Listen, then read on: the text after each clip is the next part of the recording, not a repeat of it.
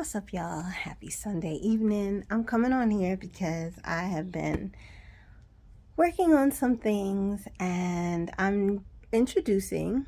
It'll only be 3. Each one will be different. This one is a size small that I'm showing, which fits about a 10-12. So if you are extra small, which is a 6-8, up to a size 12, you can wear this size. It's a reversible kimono, and I've also been working on new glitter wax because my upcoming, prayerfully, spring collection shoot, which was actually originally supposed to be today, but I wasn't ready, and the weather in New York is just so cold and crazy that shooting outside, I'm just a little novice. I'm not one of the models that know how to keep cold off her face. I already have face issues as is, and so the cold adding to it is just a lot. So I'm gonna flip this around.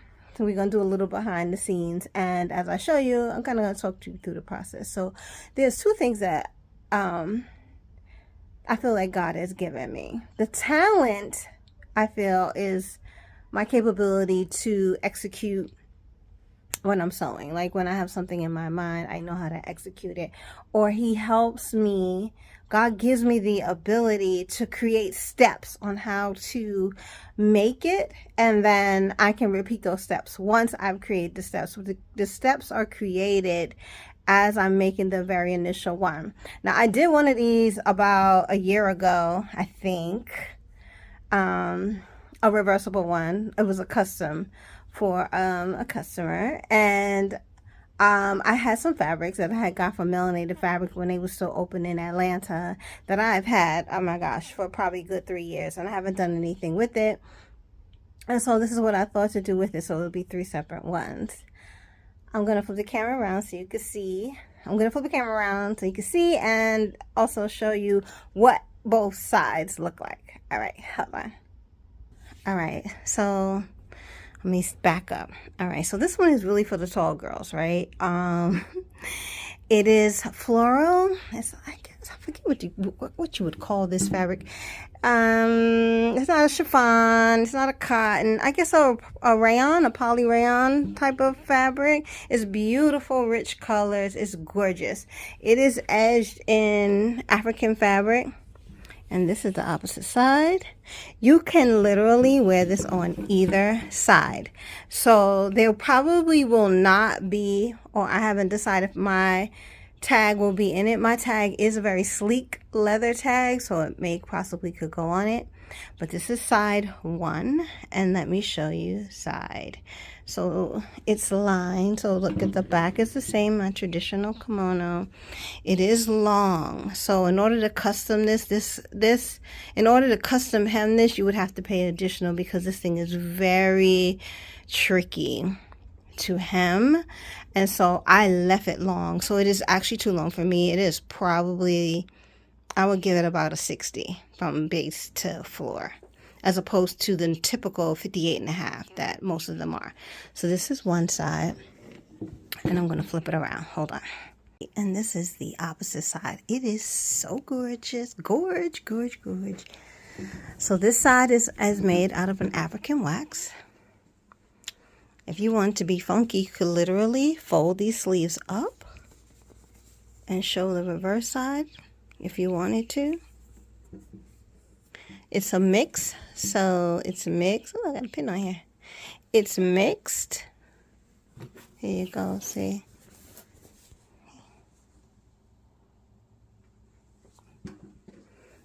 It is super, super beautiful. One of a kind. There is not another one on the earth like it. The price point is $320, just so you are aware ahead of time. So it's a little bit more than a sequined wax kimono. However, it is a 1 of 1. I could absolutely have done higher, and the price. This thing is definitely a brain buster, as they say. The other one I did a couple of years ago, it was the same type of fabric, so it was actually easier as opposed to a softer fabric going up against a wax. They hang differently. The hemming is more challenging because they hang differently, but she is a stunner. And here's the inside. Absolutely gorgeous. And then the next up behind her is a new glitter wax that'll be coming in the shop. I'm going to get up close so you can see the glitter. This makes me think of tropical islands and sunsets. And then there will be a coordinating drawstring Danny skirt, which is a typical straight skirt that can be worn with it. They won't be sold as a set. They will be sold separately, but she's so beautiful. So that is the behind the scenes for this Sunday. I love them both. This one, she tried to take me out, but now I have actually created the process of how to do it. So the two more that I have will not be as challenging since I've already worked out the process with the in my head and how to do it in making it. So that is the plus of that equation. The two fabrics are completely different. They're not the same color as this one. This one is a small. The next one will probably be a medium, which is a 14-16. Now, a medium, I have worn mediums.